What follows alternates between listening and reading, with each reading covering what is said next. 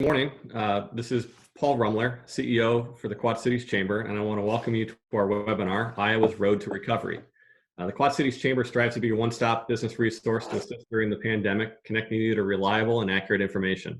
There's a lot of new information to process and respond to during these rapidly evolving and uncertain times. I want to let you know the Quad Cities Chamber is here for you. We're advocating for your business at the state and federal levels and providing resources to help you protect the health of your workforce and operations. We're committed to bringing you the latest information as quickly as possible. For example, the Quad Cities Chamber launched the Reopening Your Business in the Age of COVID toolkit. It's a 50-page downloadable PDF on our website, providing you best practices and suggested considerations to help businesses prepare for reopening safely and responsibly as Iowa and Illinois health officials give us the green light. Our COVID-19 resource page continues to be updated several times a day. That can be found at quadcitieschamber.com. And if you haven't signed up for our e-news, you can do that on our website as well. I know that we can get through this together. Joining us today is a good friend and colleague, Debi Durham, with the Iowa Economic Development Authority. Debi is a longtime economic and community development professional who serves as the director of IEDA and the Iowa Finance Authority. She was named to these positions by Iowa Governor Kim Reynolds again in January of 2019 and was first appointed in 2011. During her 8-year tenure, I've been proud to work with her from the start of my economic development days, but she has turned this agency into a successful public-private partnership, landed billion-dollar deals for Iowa, and has continued to work tirelessly to expand trade and investment opportunities across the state. I'd like to thank Debi for joining us today. Debi, welcome to the Quad Cities. Oh, Paul, thank you so much for the invitation. It's good to join you virtually. Of course, I wish I was there in person. It's one of my favorite places to visit, by the way. I know you, and I know you say that to everybody, but I know you mean it to everybody.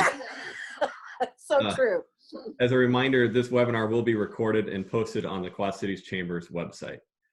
Debi, there's a lot of new information. I'd love to start off. Thank you and Governor Reynolds for the announcement that was made yesterday. I know our businesses are very excited to get back into some sense of the new normal. Can you give us an update about kind of where we are with the reopening and the easing of restrictions on Iowa businesses, specifically here in the Quad Cities region? Yeah, so obviously I was very supportive of beginning to open, of course, opening with caution, right? There's certainly restrictions attached to it. I have to tell you, I think you could have audibly heard a hooray around the state when we said you can go to your salons, right, and your barbershops. So right there, I think there was just like the audible sigh of relief that, okay, we don't have to continue to dye our own hair and try to do our own haircuts and all of that. For me, it was the massage therapist that I think was the most important thing. And I think, she's going to continue to monitor the data as she always has and look at those signs, but we need to reopen the economy and we need to do it responsibly. And I'm glad that now all the counties are open. And that we are beginning to, even though it's never going to be normal, right? I mean, in the sense, not for a very, very long time, but having that measured approach to reopening, I think was really the right thing to do and something I highly supported. Yeah, thanks, Debi. I know our businesses are preparing for tomorrow. Yes. Moving on to another question. Last week, the Quad Cities Chamber, along with several community partners, sent letters to Governor Reynolds and Governor Pritzker asking them to work together for a consistent strategy to reopen our bi-state economy. I know you understand bi-state regions from the Siouxland area and former CEO of the Siouxland Chamber. What advice would you have for us in the Quad Cities area as we are looking for some consistent guidelines for our bi-state regional economy? Yeah, Paul, that's a great question. And of course, we all know that economies don't end at borders, right? And that these regional economies such as yours, and certainly what I experienced as I led the Siouxland Chamber of Commerce and I experienced as a citizen still of Siouxland, that it is important that we have these cooperations with governors as we're moving forward. And I do know the governor through the National Governors Association, Midwest governors, that, there have been conversations, and then we begin to watch on what our neighbors are doing as we have opened our economy. But really, it's really important, I think more imperative on the local leadership, such as yourself, that you are continuing to bring those issues to light. I know early on, you and I had a conversation about we didn't do shelter in place Illinois did. You've got workers going across borders. Is there something we can provide for our workers? I mean, all of that. And that created, obviously, some tension points and those things. But it wasn't until you brought that to our attention that we really weren't thinking about that, right? It wasn't crossing our mind, regrettably. So I think the more that you can continue to bring us those issues and bring that spokesperson that you've always been, then we can begin to navigate what we need to do from a public policy point of view to make that easier.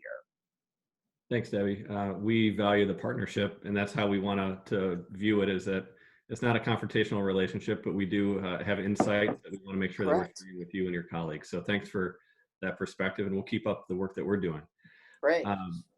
Let's turn it to the statewide outlook. As we're starting to reopen business, the natural question comes to, what's your outlook for the Iowa economy? What tools are available, or what do you anticipate needing to serve as a catalyst for our economic recovery? Well, I think that we have to actually kind of take a step back and pause and remember where we were before COVID-19 became a reality for Iowa. And we had an extremely strong economy, right? I mean, we began to see some real improvements in the ag front with the trade agreements done. We saw some slowdown with manufacturing, but even that was beginning to pick up. And so we were strong economically. In fact, I have to tell you, Paul, when I had a meeting with Governor Reynolds in December, I came in and showed her my pipeline of projects. And when I share pipelines, this is just not somebody kicking tires, right? These are real projects that we have a great chance of closing this year. And I predicted that 2020 would be one of the best economic development years we have ever had across all sectors, right? That's retail, that's your innovation platform. And that says a lot because we've had some really good big years for economic development. The other thing that I think we have to remember is that Iowa was fiscally strong going into this, right? We had a balanced budget. Our reserves were full. And I think that is going to serve us well. The other thing is, we've been working very closely with the state economists. I'm hoping this is going to look more like a V versus a U recovery, right? We've even talked about a W, and I hope we don't see that with a reoccurrence in the fall, but it's a possibility. So what we're doing is looking at every single scenario, right? What scenario is, and what do we need to see as far as triggers happening in the economy to really predict that?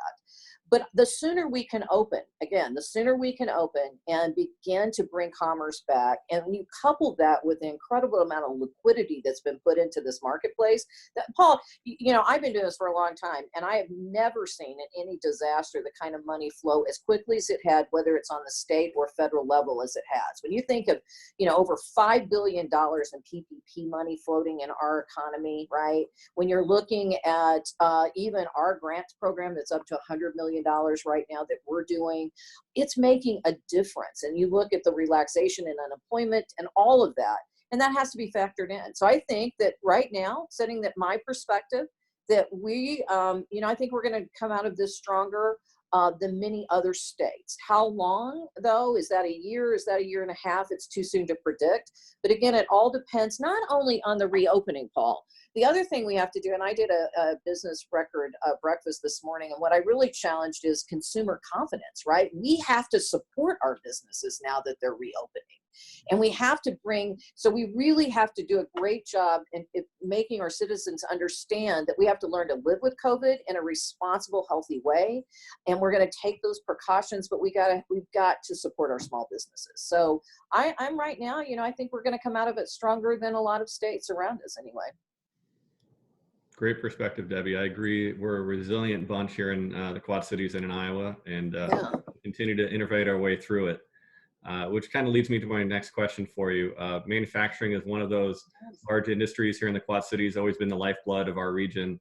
And we are seeing a lot of innovation happening across the spectrum, from the small machine fabrication shops all the way up to like HNI or ADM, Arconic or John Deere in the region. How do you see this new world impacting the hundreds of manufacturers and the continued innovation? Well, Paul, as you know, because you are a huge partner in this, we were in the process of launching Manufacturing 4.0, doing that initiative as another really in-depth review for dichotomy. So that has been paused only until, manufacturers can begin to focus on something else than what's right before them with the COVID-19.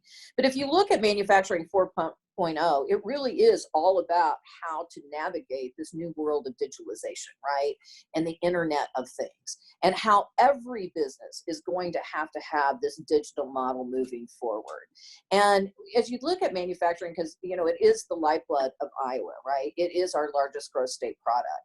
And it's not the John Deeres and the Arconics and all of those that you talked about that, they've already made this transition or making this transition to this digital 4.0. It's really that supply chain that serves it. And you all have done a better job than anyone in the state. We should take lessons from you on really doing a great job of asset mapping that supply chain, which I do want to have a further conversation with you offline about that, because I think we can use the model you use. We have to do a better job of that at the state, right?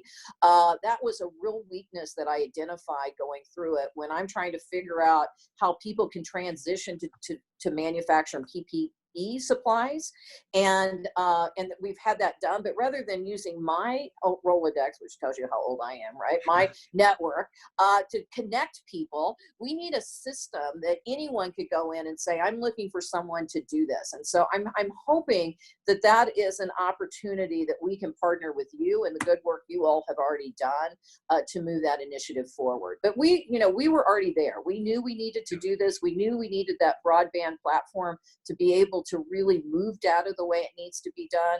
And so I think within the next month, you'll see us reinvigorate that manufacturing 4.0, because we plan to have a plan to the legislature next session on policies that we can do moving forward.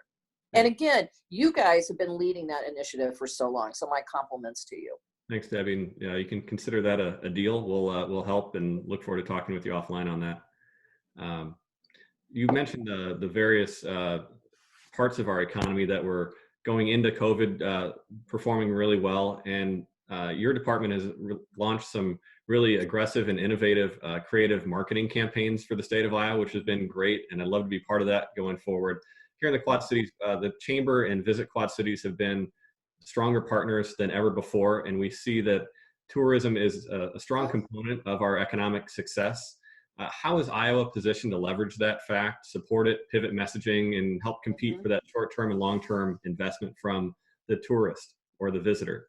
Well, and I'm so glad you brought up tourism, because tourism is really big business for Iowa. It's a $9 billion, part of our GDP, and sometimes it gets overlooked. But, we are doing a lot of things. We launched the This is Iowa campaign, and that was so incredibly successful. Now, we're kind of having to pivot and say it is still This is Iowa. The messaging is changing a bit, and we're working with our professional staff, our professional team outside of the office, as well as our marketing team, to look at that. We're doing things like Dream Now, Visit Later that you're seeing. In fact, I even reached out to our ad agency partner and said, we need to also build something around this consumer confidence piece that we need to do to get back in. The one data I am trying to collect, Paul, is the loss of hotel motel tax, right? Trying to get a handle of what that is across the state, because so much of that is used to support these associations, your Visitor and Tourism Bureau, and you guys really have, again, a really top organization there. And to see if there's a way that we can use some of the CARES money to help replace that at the local level, particularly for those that are supporting these Main Street programs and these tourism events.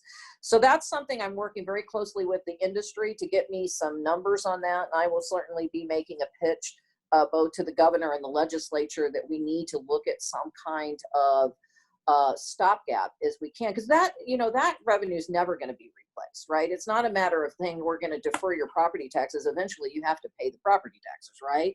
But for this hotel motel, we have lost that. So those are some things that we're looking at as we look towards that recovery and growth stage of our plan. Well, thank you for that. You answered another question I was going to have, because as you know, we're not eligible for the PPP dollars. Yeah. So you have organizations like Visit Quad Cities or the Quad Cities Chamber, other 501c6 entities that are on the front lines helping businesses who are trying to do whatever we can to survive ourselves. Let me turn the question over to more some small business type questions for you. There are certain communities within the state and within our region, specifically individuals of color, that have been impacted by the COVID-19 crisis more than others. What's happening to mitigate that impact, and how do we support the development of minority and women-owned businesses as we come out of the COVID-19 crisis? Again, another great question, and certainly it is disturbing when you see some of those numbers, right? And so we had two relief practices or programs going. We had the Small Business Relief Grant, and then we also run the Targeted Small Business Program, and we have been doing that for some time. And we also propped up some grants there for the sole proprietors, and obviously that serves the minority population. I'm going to be the first to admit that, as we have navigated this pandemic, there are things that we could and should be doing differently, Paul. And we didn't do everything right. And if I could take a step back and say, should we have done things different on our small business grant? Without a doubt. But you have to understand that we were asked to do something and did it in really 18 days, which is nothing but heroic. I mean, when you got 95% of your staff working remotely. And I think one of the areas, in fact, Jill Lippincott, who runs our Targeted Small Business division, she's got such a heart for this sector of our economy. If you've ever met Jill, she and I talked, and you're going to see us look for some outside contracts to really make sure that we are reaching people within those minority populations better, because I think our marketing needs to be more targeted, but it doesn't need to just be marketing like we throw out something and say, check the box. It really needs to be people that are working in those communities that have that relationship, right? We need to move our program from a transactional a program to really more of a relationship program. So we're going to be making changes. So I would just say any ideas that you all would have at the local level, please share those, because we welcome that input, and so we know we need to make some changes in this. Thanks, Debbie. We're right there with you. We also recognize we need to be better at inclusive economic development, business development. So look forward to working with you on that one. We have a timely question. It's coming from our small businesses, including the frontline workers like in restaurants or retail or attractions who have employees that are making more money right now by staying at home. Yeah.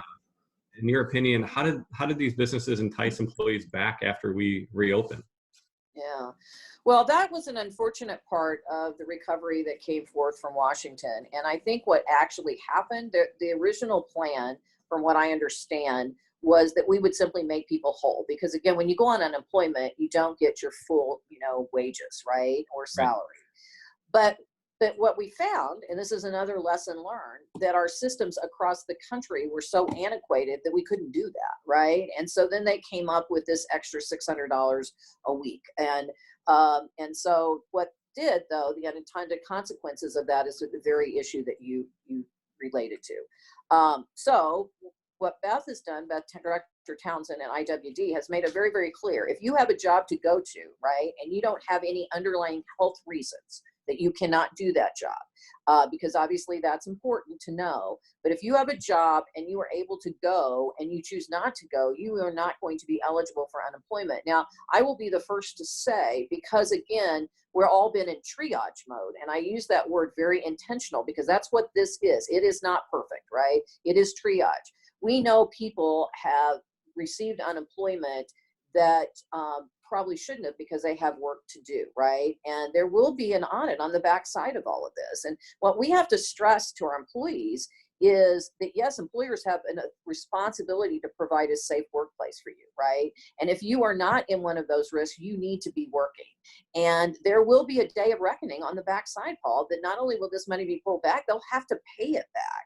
And it has repercussions if they ever have to go back on it. So it's a serious thing that we have to do to educate. And we really do need organizations like yours to work with IWD to make sure that message is getting heard.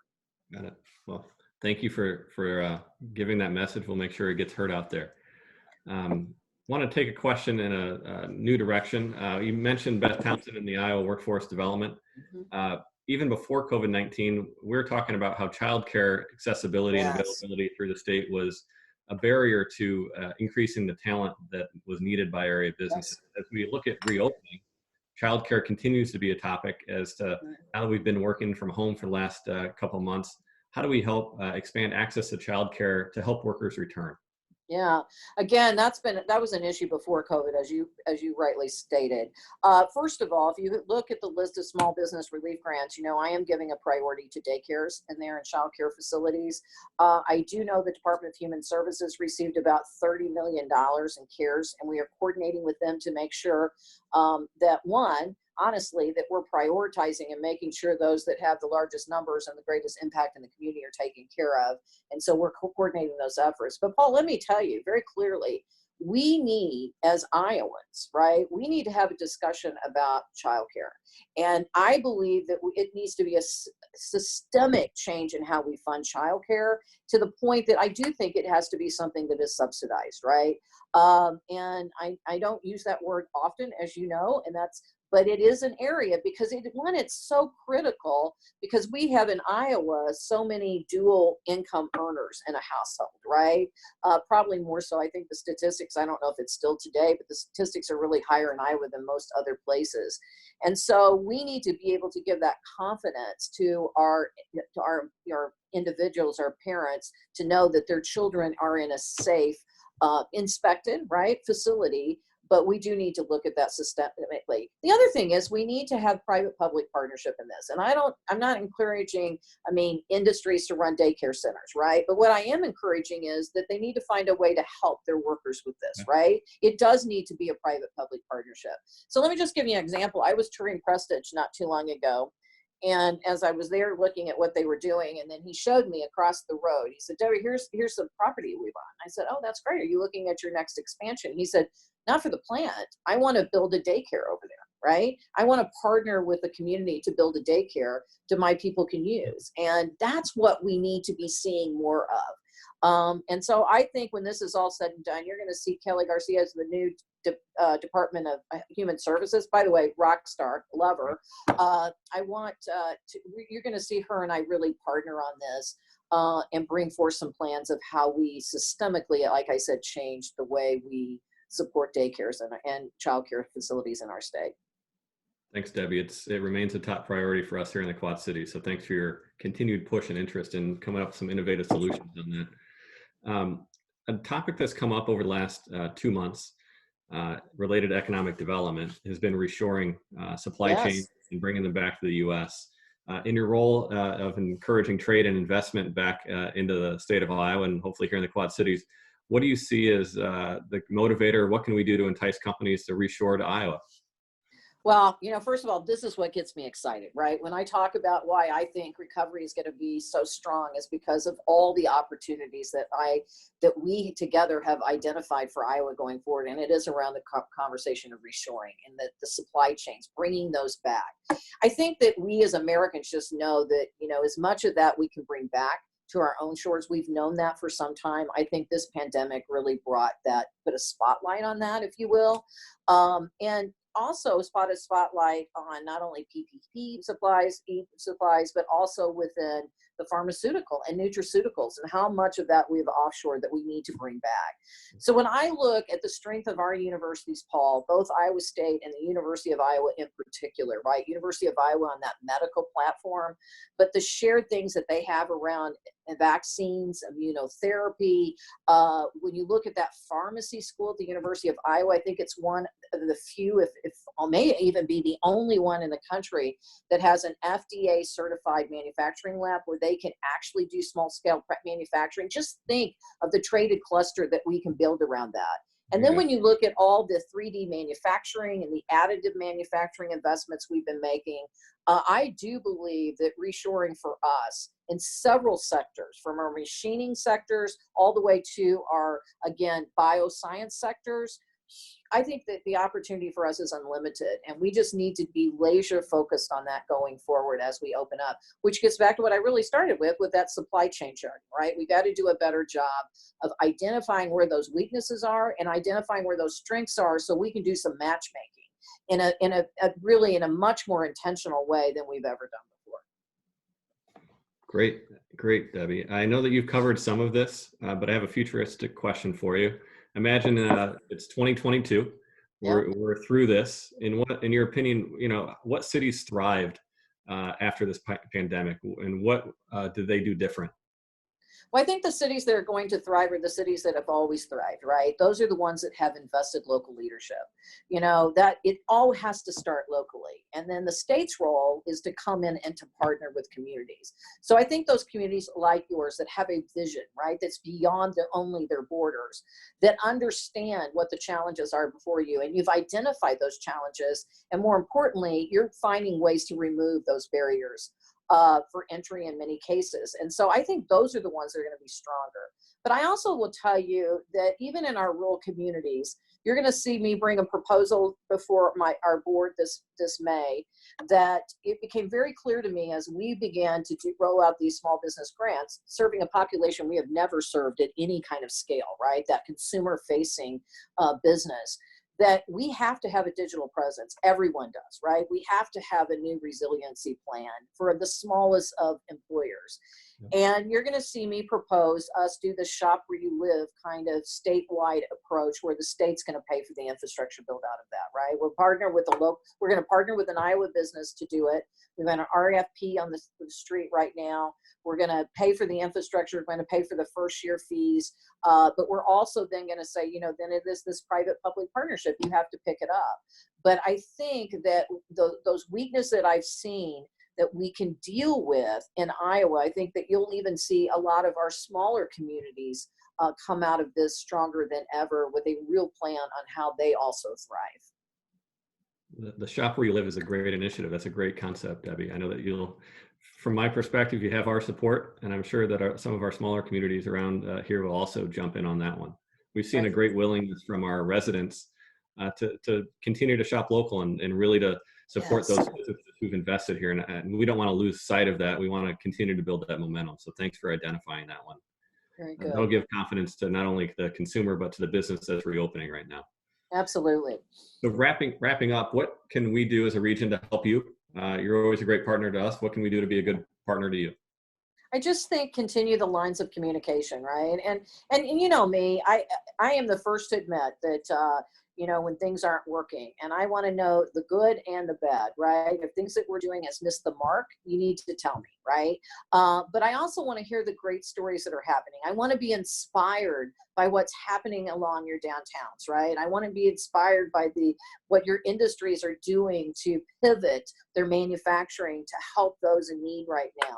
Those are the start. I mean, to me, it's all about storytelling in Iowa, because, you know, it's so easy to get depressed when you turn on the local news, right? And listen, I've stopped any kind of social media. I don't watch anything, because people either think we're a hero or we're an idiot, and there's nothing in between, right? And people are very comfortable to say that, which is fine. But what I want to do, I want to be inspired. Iowans want to be inspired. We want to hear the stories, and you guys are our local storytellers, so don't hesitate to do that. And let's just keep those lines of communication going, particularly as we move towards this recovery and growth stage. As Governor Reynolds will be announcing an advisory board that's private-public partnership, that we want to be right positioned to gather all the information that we've learned and really look towards that future where, you know, we remove these barriers for growth and we unleash our full potential in Iowa. Sometimes, you know, one time somebody says, what do you think our greatest weaknesses as Iowans? And my response was, we just don't think big enough sometimes, right? We do big things. We don't tell anybody about them, but we need to think bigger. And now's the time to do that. Debbie, that's a great way to end today's conversation. It's been so great to have you. I realize that we were having a great half-hour conversation, and some others got to join in on that. Debbie's always accessible, and as you can tell, is a great leader and thinker for our state. So thank you again for everybody for joining us. Again, the webinar is recorded and will be available on our website, quadcitieschamber.com. Please keep up to date with us on social media. Share your stories. Help us communicate across the state and our region about what's happening, and share your good stories. Don't forget to download that reopening toolkit in the age of COVID-19 that can be found on our website. Debbie, thanks again. Hope you and your family stay well, and thanks for your leadership. Thank you so much. Good to see you all. Bye-bye.